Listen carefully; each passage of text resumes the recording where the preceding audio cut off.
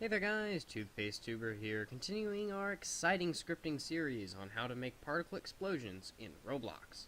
In the last video we created the assets for our explosion, like the dirt and smoke that we'll be using, and all that sort of stuff.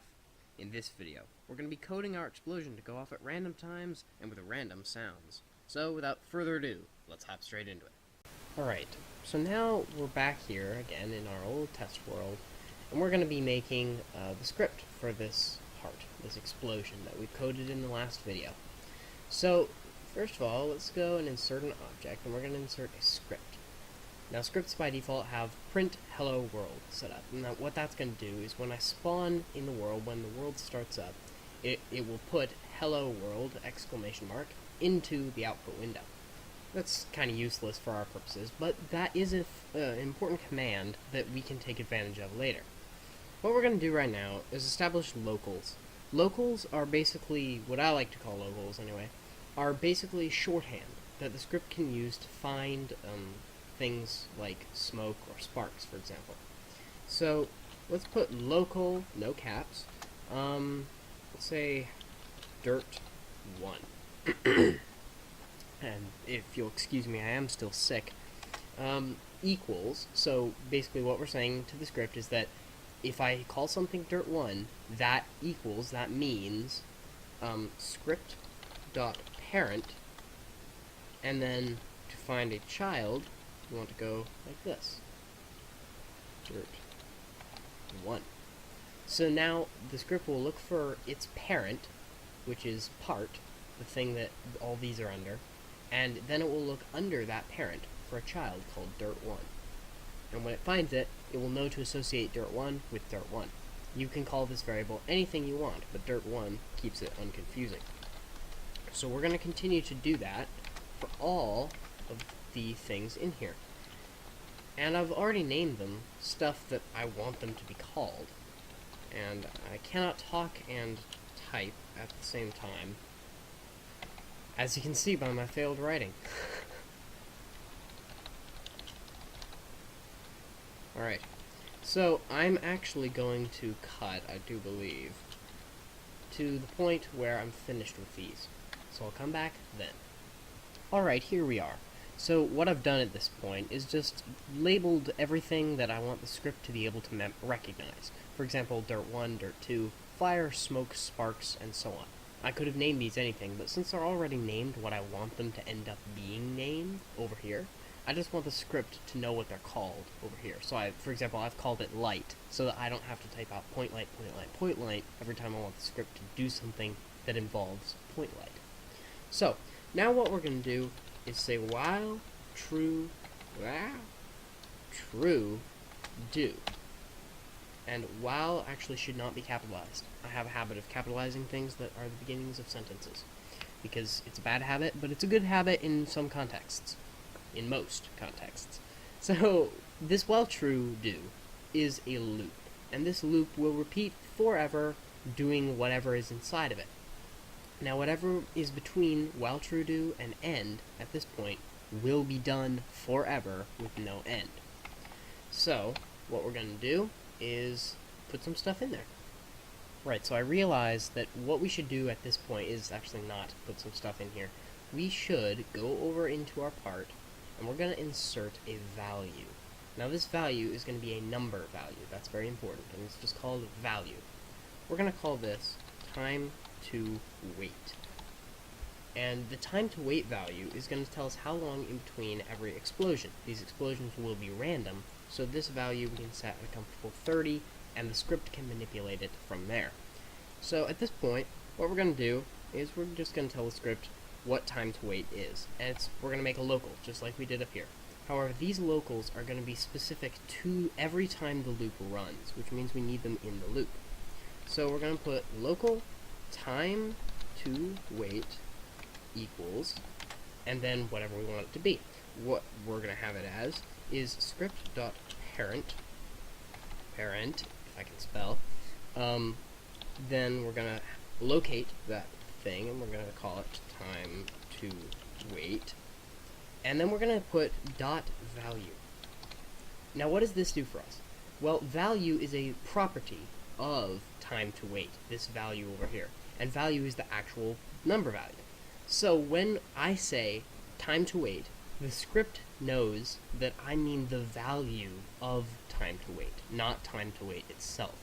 So if I were to say set time to wait to 30, they would know that I want the value to be set to 30 and not just set the thing to 30. That wouldn't make any sense.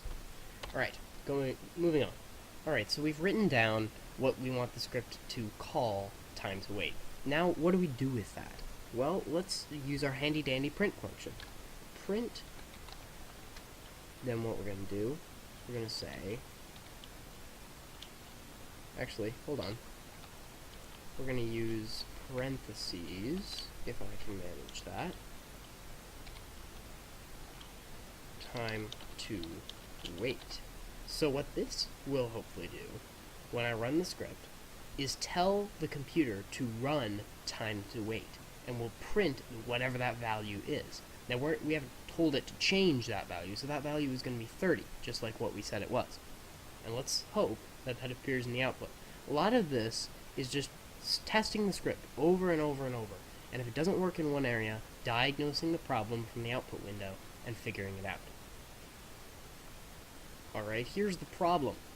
The problem is I forgot to install a wait time, because basically what this script is doing is just going crazy. It's an infinite loop that is repeating infinitely quickly, which will kill a script. So break that, stop the recording, and we'll go wait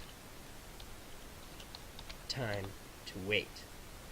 So now it will wait the function of time to wait. Now actually what I'm going to do is amend this to the variable, and the wat should be wait. When it appears in blue, you know you've done it right. And so now we'll try this again. Here I am standing in my world, and right up here you see it says it's 30. If I click the source, and press ignore the sound of the approaching plane. That's from another experiment that I was working on. Anyway, so now what we've got the script to be doing is telling us what the time to wait is. So up here we can ask the script, or we can tell the script more accurately, math.random,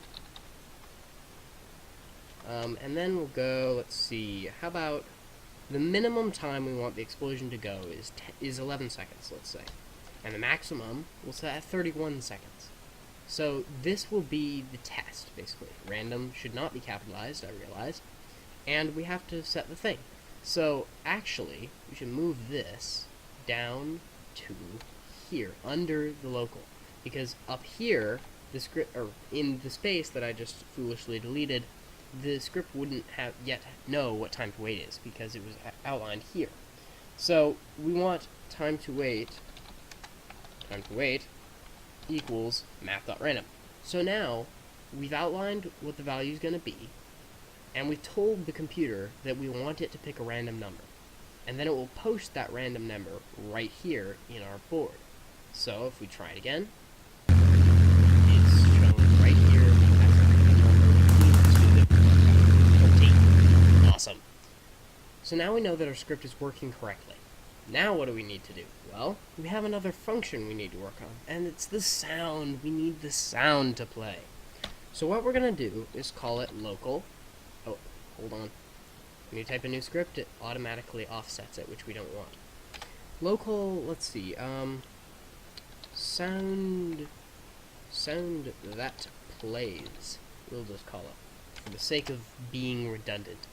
Sound that plays equals math.random. And what we're going to do in this case, this is important, is go 1, 3, or 1, space 3. Because what we're going to do, I'm not actually sure if the space is necessary, I don't believe so.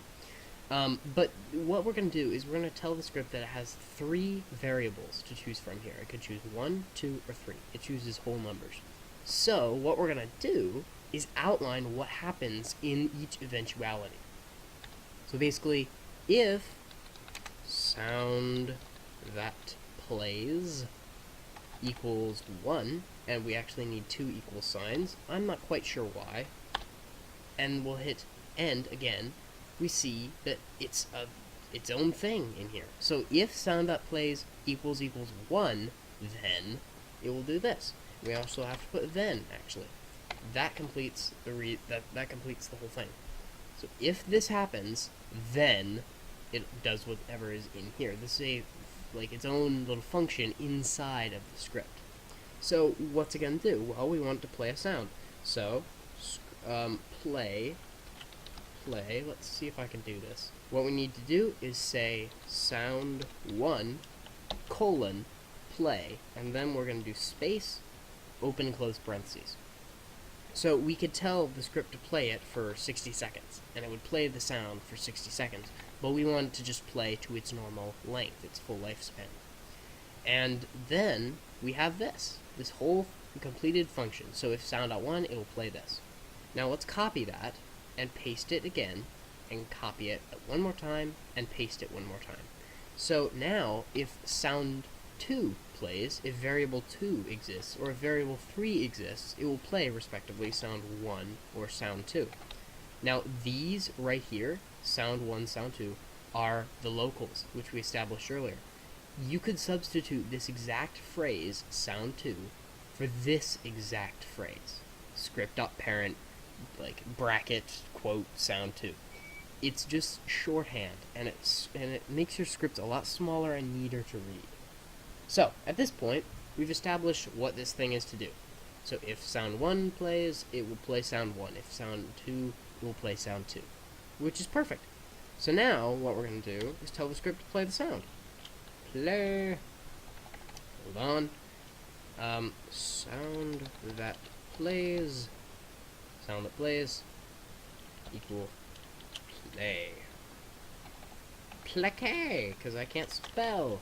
There we go. So now this will play sound that plays. Sound that plays is one of these three. If it's these three, it will play one of these. And it has to be one of these three. So we'll close those up just to make it a bit nicer. So if sound.1 play, you know. And so let's test it out.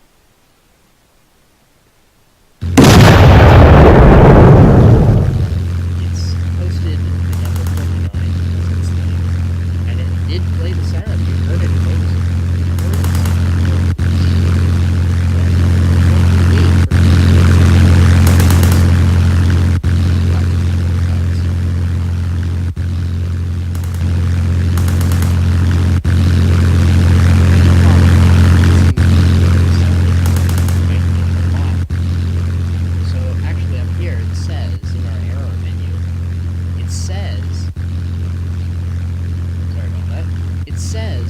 Workspace.part.script, line 26.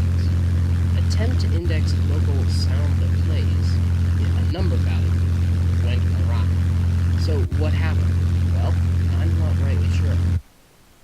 Let me figure this out. Alright folks, I've figured out the problem here. We don't even need this play sound that plays. We are just going to move these to wherever we want the sound to play at whatever time, which means that we can have a whole lot of creativity and freedom when placing these. Alright, let's move on.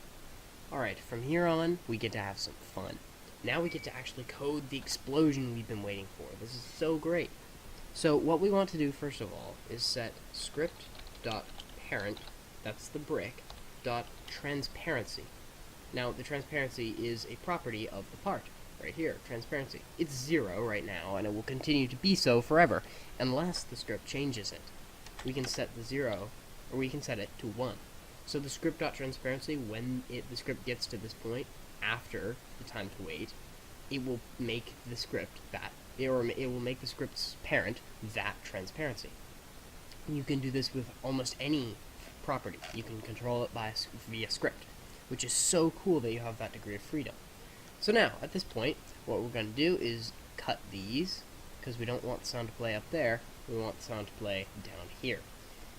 So, what we're going to do, if sound that plays, we have a problem. Sound that plays, sound that plays, sound that plays. Local sound that plays is up here. Let me see.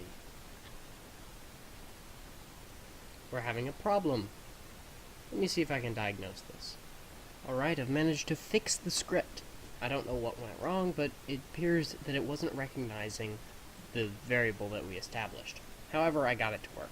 So what we're going to do next is we're going to go with the variables that we set forth way up at the beginning. So we want dirt1 dot, and now we're going to go into its properties. And we're going to go enabled equals true. Not true. True. So what this will do is it will actually enable our explosion, which is going to be really, really cool. And then what we're going to do is dirt2 dot enabled. You guys can see where this is going. And we're going to enable all of our scripts, all of our particle emitters, everything. Fire dot enabled equals true. And so on and so forth. So basically, this is just a lot of code, but what it's doing is actually very, very simple once you understand it. It's just doing what I tell it, exactly what I tell it. And if I don't tell it in the exactly right way, then it just freaks out.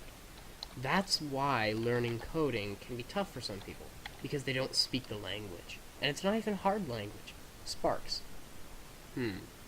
Oh, that I see. We called it Sprax up here. Sparks.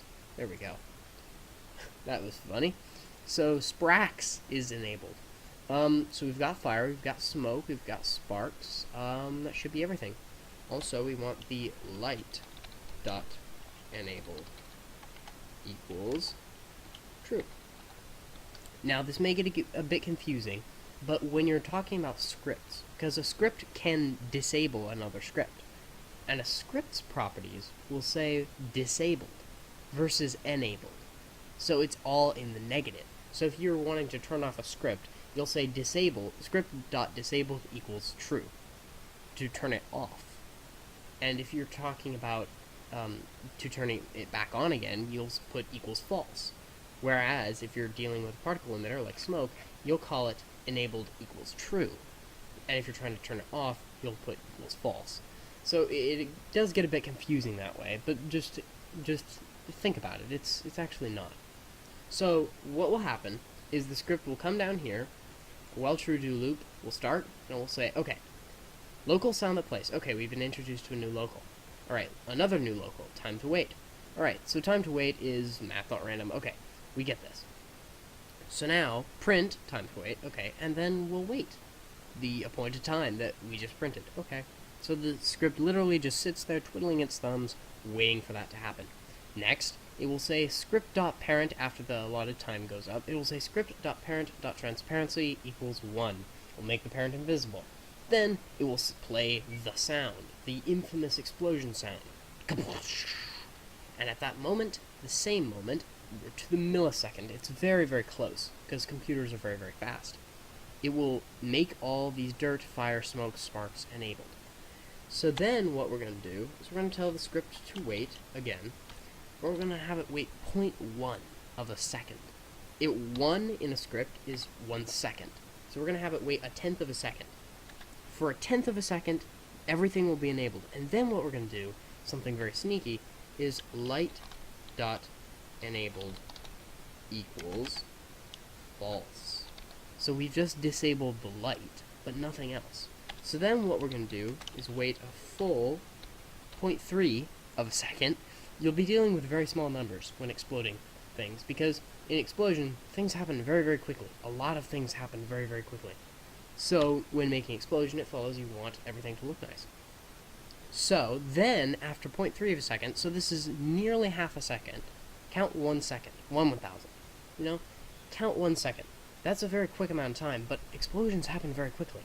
So 0.4 of a second in total, what will happen is we want the dirt, fire, sparks, all that, to be disabled.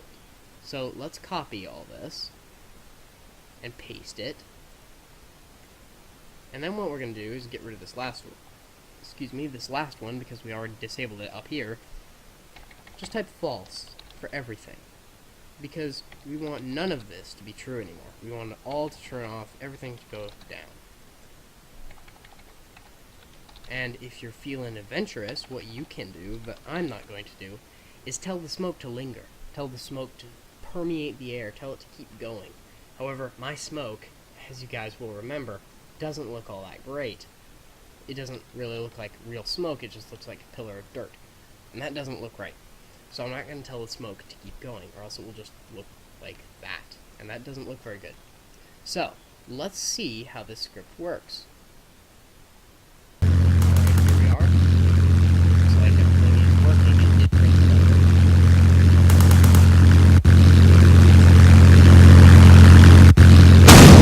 There we go. And there is our explosion. That was very, very quick. I hope it'll happen again. Yes, it'll happen in 22 seconds. So you see it posts this right again. Right here. It tells it to print, and it does. So our script is doing exactly what we tell it to do. Huzzah! So now, we can hide it out from it. See the explosion go off. That happened. Our script is working. Working exactly how we want it to work. This is so, so cool. So at this point, you can do basically nothing with it. It's totally working right now. However, there are a couple of things. The script doesn't kill anyone at this point. If you were standing right in that explosion, it wouldn't hurt you at all. You'd just be, whoa, like dazzled for a split second, and then you realize, okay, I'm not dead. Come on, let's keep going. So in a first-person shooter, if you want this to actually damage someone, you're going to have to code for that, which I'll teach you guys how to do. And second of all, this explosion doesn't hop around randomly. It just stays in one place. Like, I know that this explosion is going to be right here, and no matter what, the explosion is going to stay right here. And I don't know exactly when it's going to go off, but I know exactly where it's going to go off. So if you just had a bunch of these sprinkled all around the landscape, sure, they'd be going off willy-nilly left and right, but the person would know not to step in any of those specific locations, which would kind of take the element of fear away, which means we need to code this thing to jump around a little bit. However, this video has been quite long enough, so I'm probably going to do that in the next video. I do hope you guys did enjoy it, and yeah, let me just center the camera, and yeah, so I hope you guys have enjoyed this video, and I really hope that you'll join me again for the exciting conclusion of how to script your very own explosion in Roblox. Thank you, and as always, toothpaste on.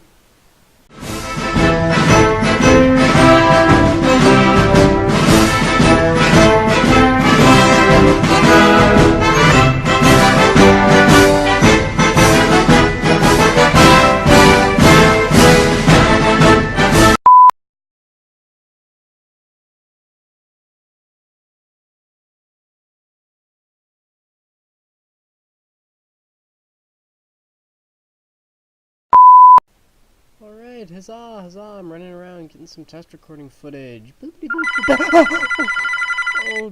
Oh, humans!